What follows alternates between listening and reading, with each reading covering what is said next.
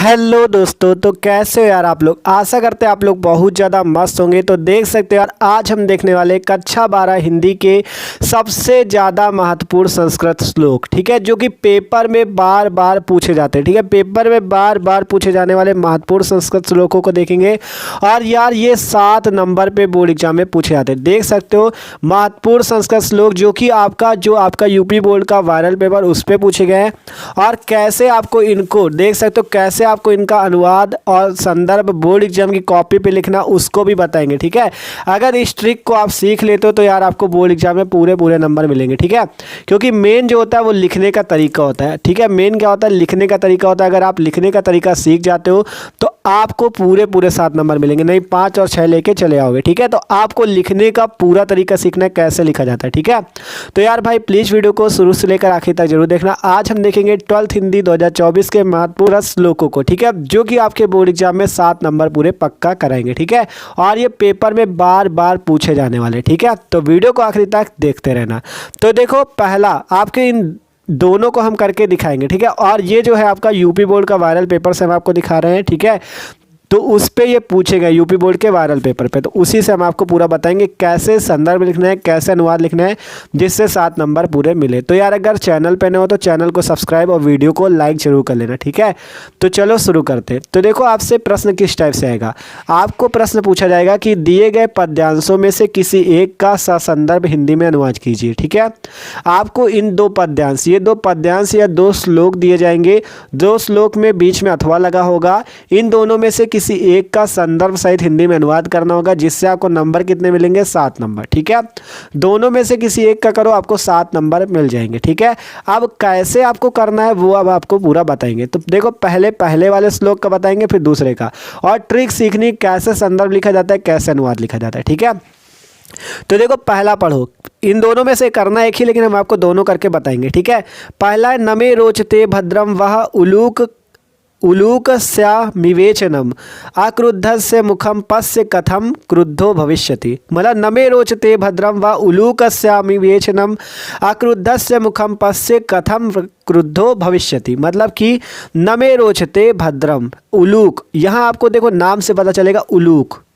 उलूक का क्या मतलब, उलूक का मतलब उल्लू, क्या मतलब उल्लू। ठीक है, नमे रोचते भद्रम, नमे का मतलब नहीं, रोचते का मतलब पसंद नहीं है। ठीक है, रोचते का मतलब जो आपको रुचि ना लगता हो। ठीक है, अर्थात जो आपको पसंद ना हो। ठीक है, नहीं पसंद हो आपको, उलूक, उल्लू। ठीक है, तो यहाँ पे इस पहली लाइन का अर्थ है कि हमें उल्लू का मुख जो है नहीं पसंद है। ठीक है, हमें उल्लू का मुख क्या है, नहीं पसंद। तो आपको जब उल्लू मिलेगा तो आप तुरंत समझ जाओगे कि ये किस पार्ट से लिया गया। किस पार्ट से लिया गया, उलूक जातकम। देखो उल्लू है ना, तो किस पार्ट से लिया गया, उलूक जातकम। जो जातक का था आपकी उलूक जातकम से आपका ये लिया गया। ठीक है, तो देखो उलूक जातकम अगर आपने पढ़ा है तो आपको सिंपल पता होगा उसमें क्या होता है।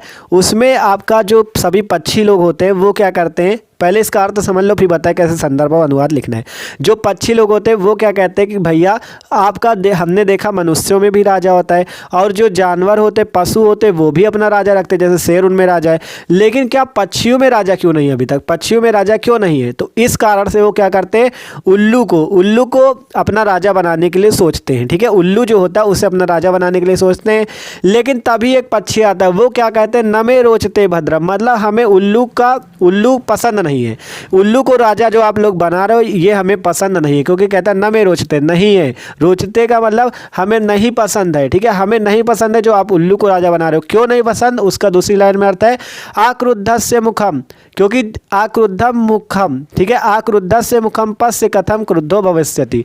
मतलब कि जब बिना क्रोध के, आक्रुद्धस्य मतलब जब बिना क्रोध के उसका मुख इतना डरावना है। ठीक है, उल्लू जो होता है आपने खुद देखा उसका मुख कैसा होता है। ठीक है, तो वो पक्षी कह रहा है जब बिना क्रोध के इसका मुख इतना डरावना है तो क्रुद्धो भवसि, जब वो क्रोधित होगा तब उसका मुख कैसा लगेगा। ठीक है, तो वो पक्षी कहता है, देखो आपको सिंपल ये समझना है। पहले पक्षी लोग कहते हैं कि क्या होता है इसमें, इसका अर्थ यही है, जब पक्षी लोग कहते हैं कि मनुष्यों में भी राजा होता है। ठीक है, मनुष्य में भी राजा रखते हैं, पशु भी राजा रखते हैं, लेकिन पक्षी क्यों नहीं रखते, तो पक्षी लोग उल्लू को राजा बनाने के लिए सोचते हैं।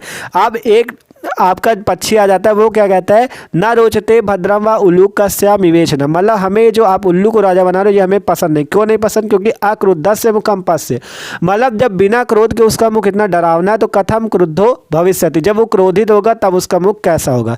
तो ये इसका अनुवाद अभी आपको पूरा लिख के बताएंगे, ठीक है। ये अनुवाद है और संदर्भ क्या हो जाएगा, किस पाठ से लिया गया, ये उल्लूक जातकम, और ये किस का है, जातक कथा का। तो अब आपको लिख के बताते कैसे आपको लिखना है जिससे आपको पूरे नंबर मिले एग्जाम में, ठीक है। तो देखो सबसे पहले लिखने की ट्रिक तो यही है, जैसे प्रश्नोत्तर संख्या जो हो वो आप डाल दो, ठीक है। यहाँ पे सिंपल हमने प्रश्नोत्तर संख्या 8 का खा डाल दिया। संकेत में आप चाहे तो क्या करो, पूरा श्लोक ही लिख दो, क्योंकि केवल 2 ही लाइन का तो होता है, 2 लाइन का था इसलिए लिख दिया। आप चाहो तो 2 लाइन का श्लोक लिख दो, ना लिखना चाहो तो आप क्या करो, शुरुआत का जैसे नमे रोचते इसको लिखो, फिर डैश डैश करके लास्ट वाला क्रुद्धो भविष्यति लिख दो, ठीक है। नमे रोचते पहले भी लिखो, फिर डैश डैश करके क्रुद्धो भविष्यति लिख दो, इतना लिख दो, या 2 ही लाइन का श्लोक है आप लिख भी सकते हो, ठीक है। अब आपने श्लोक लिख लिया, आप सबसे पहले इसका संदर्भ लिखो, ठीक है। संदर्भ आपने हेडिंग लगाई, फिर लिखा प्रस्तुत श्लोक हमारी पाठ्य पुस्तक। कौन सी पाठ्य पुस्तक है? हिंदी की संस्कृत, हिंदी के संस्कृत से लिया गया है ना ये। तो प्रस्तुत श्लोक हमारी पाठ्य पुस्तक संस्कृत दिग्दर्शिका के जातक कथा, और ये जातक कथा के उल्लूक जातकम का है, के जातक कथा पाठ के उल्लूक जातकम नामक शीर्षक से उद्गृत है, उद्गृत लिख सकते हो या लिया गया है। प्रस्तुत श्लोक हमारी पाठ्य पुस्तक संस्कृत दिग्दर्शिका के जातक कथा पाठ के उल्लूक जातकम नामक पाठ से लिया गया है या नामक शीर्षक से उद्गृत है, या उद्गृत लिखो चाहे लिया गया है, ठीक है। तो सिंपल समझ में आया, प्रस्तुत श्लोक हमारी पाठ्य पुस्तक संस्कृत दिग्दर्शिका के जातक कथा पाठ के उल्लूक जातकम नामक शीर्षक से लिया गया है, ठीक है। ये हो जाएगा संदर्भ। अब बात आती है अनुवाद। अनुवाद में आपको इसका अर्थ लिखना और 7 नंबर मिल जाएंगे। तो हमने बताया नमे रोचते भद्रम उल्लूकस्या विवेचनम, मतलब कि आपको इसमें एक पक्षी कहता है कि हमें उल्लू अच्छा नहीं लगता, तो वही चीज़ लिखना है। अनुवाद पे क्या लिखा, प्राचीन काल के प्रथम कल्प में मनुष्यों में भी राजा बनाया गया और पशुओं ने भी राजा बनाया, इसी कारण से पक्षियों ने भी सभा बुलाई और उल्लू को राजा बनाए जाने का प्रस्ताव दिया।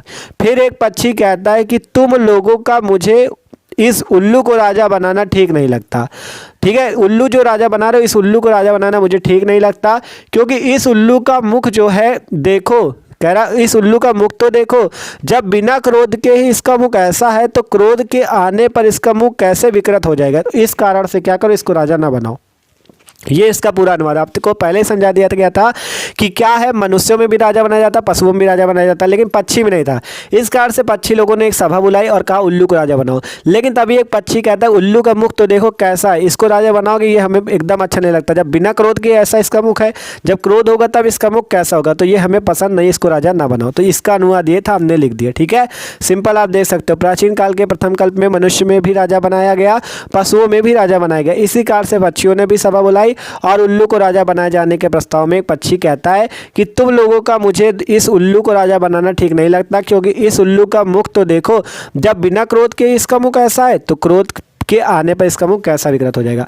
तो इस टाइप से आपको लिखना है। देख सकते हो हमने कैसा लिखा, एकदम सिंपल वे पे, ठीक है। पहले प्रश्नोत्तर संख्या 8 का खा लिखा, संकेत पे आप चाहे पूरा श्लोक लिख दो या डैश करके लिख सकते हो, संदर्भ इस टाइप से लिखना है और अनुवाद इस टाइप से। तो पहले वाले का हो गया, ठीक है। ये बहुत ज़्यादा इंपॉर्टेंट था, आपका जातक कथा चैप्टर का था। आप देखो अगला जो है ये भी बहुत महत्वपूर्ण है, ठीक है, ये देख सकते हो, ठीक है। और बोर्ड एग्जाम में एक चीज़ याद रखना, आपको एक का ही करना होगा, दोनों में से एक ही करना। हम तो दोनों करके दिखाएंगे, आपको एक ही का करना है। पहले वाले तो हो गया, अथवा वाले का बात का देखो, परोक्षे कार्य हंतारम प्रत्यक्षे प्रियवादिनम वर्जयेत तादृशम मित्रम विस्कुंभम पयोमुखम, ठीक है, एकदम मस्त वाला है। परोक्षे कार्य हंतारम प्रत्यक्षे प्रियवादिनम, मतलब परोक्षे मतलब जो आपके पीठ पीछे आपके कार्य का हंतारम मतलब कार्य को विनाश करे, जो आपके पीठ पीछे आपके कार्य को बिगाड़े, प्रत्यक्षे प्रियवादिनम और आपके प्रत्यक्ष अर्थात आपके सामने आपका प्रिय बना रहे। ध्यान से समझो, जो आपके परोक्षे अर्थात आपके पीठ पीछे आपके कार्य को बिगाड़े और प्रत्यक्ष आपके सामने आपका प्रिय बना रहे। वर्जयेत तादृशम मित्रम, ऐसे मित्र से हमेशा वर्जित रहना चाहिए अर्थात दूर रहना चाहिए,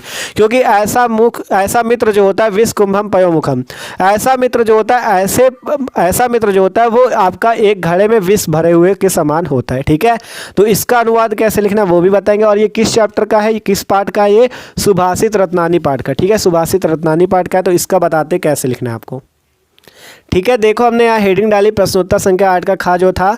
ठीक है, आपको एक ही लिखना होगा, हम तो दोनों लिख के दिखा रहे हैं। संकेत में उसी तरह लिख सकते हो, चाहे पूरा श्लोक लिख दो या परोचे कार्य हंतारम डैश डैश करके लास्ट वाला लिख दो, विस्कुंभम पयोमुखम। ठीक है, फिर संदर्भ हेडिंग पड़ेगी, लिखेंगे प्रस्तुत श्लोक हमारी पाठ्य पुस्तक संस्कृत दिग्दर्शिका के सुभाषिस रत्नानी नामक पाठ से लिया गया है, इतना लिख दिया।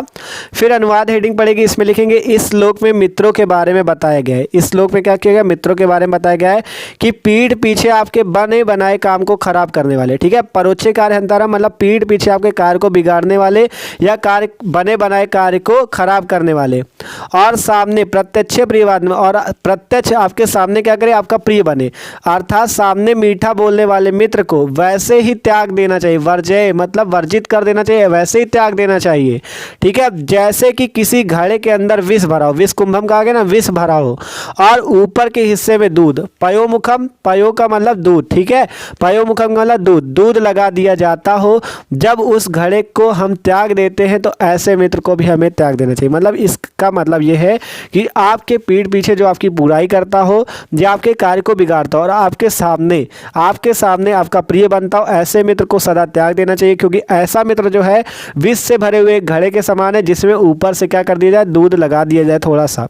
ठीक है, ऐसा समान जैसे हम उसको त्याग देते हैं वैसे ऐसे मित्र को भी त्याग देना चाहिए, क्योंकि वो विष से भरे हुए घड़े के समान है, वो हमेशा आपका नाश ही करेगा। ठीक है, तो इस टाइप से भैया अनुवाद करना था। सिंपल संदर्भ लिखो, इसी टाइप से एकदम सिस्टम से लिखोगे तो पूरे 7 नंबर मिलेंगे। 2 नंबर संदर्भ पे मिलते हैं, 5 नंबर अनुवाद पे। तो इस टाइप से आपको एकदम पूरा लिख देना है। ठीक है, तो आपके 7 नंबर पक्के हो चुके, एकदम मस्त तरीके से इसी टाइप से आपको लिखना है। ठीक है, तो ये तो आपका श्लोक वाला हमने इस वीडियो पे बताया, और जो अगला वीडियो आएगा उस पर हम आपको ये संस्कृत गद्यांश वाले भी बता देंगे। ठीक है, तो यार वीडियो अच्छा लगा हो तो लाइक कर देना और चैनल को भी सब्सक्राइब कर लेना। ठीक है, और ये जानते हो ये आप इनको हल्के में न लेना, इन दोनों को, क्योंकि ये आपका यूपीएमएसबी यूपी बोर्ड का पेपर है, वायरल पेपर है, तो इनसे आपके ये फंसेंगे जरूर, ये मोस्ट इंपॉर्टेंट है दोनों। ठीक है, तो दोनों को तैयार कर लेना, दोनों को आपको बता ही दिया, संदर्भ और अनुवाद। ठीक है, तो चैनल को यार सब्सक्राइब जरूर कर लेना, और क्लास 12 हिंदी की प्लेलिस्ट है डिस्क्रिप्शन में, उस पर जाके सारे वीडियो देख सकते हो।